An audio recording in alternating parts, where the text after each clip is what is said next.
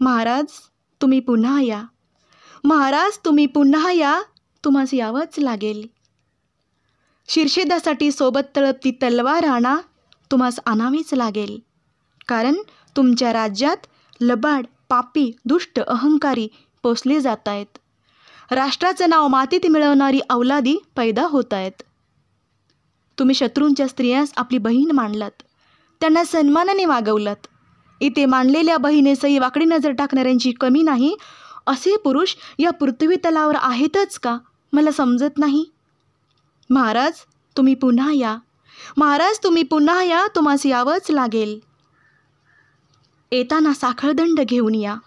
राज्यकर्ते इकडून तिकडे पळत सुटलेत, राज्यकर्ते इकडून तिकडे पळत सुटलेत. कुण्या एका जागेवर ते कधी टिकलेत.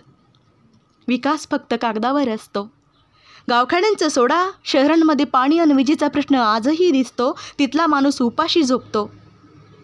महाराज तुम्ही पुन्हा या, महाराज तुम्ही येताना धगधगता अंगार घेऊन या, चिलकती कापडं अंगावर लिहून या.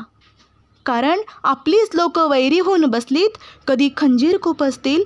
कानावर विश्वास बसणार नाही एवढं लबाड बोलतील अन पळ काढतील. महाराज तुम्ही पुन्हा या, तुम्हास यावंच लागेल. महाराज तुमचे नाव धारण केलेले शिवाजी अनेक असतील, महाराज तुमचे नाव धारण केलेले शिवाजी अनेक असतील, पण तुम्ही एकलेच.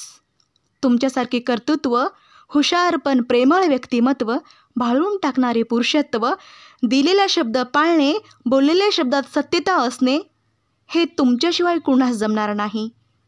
तुमच्यासारखा शिवाजी कोण होणे नाही, कोण होणे नाही. म्हणूनच वाटतं महाराज तुम्ही पुन्हा या.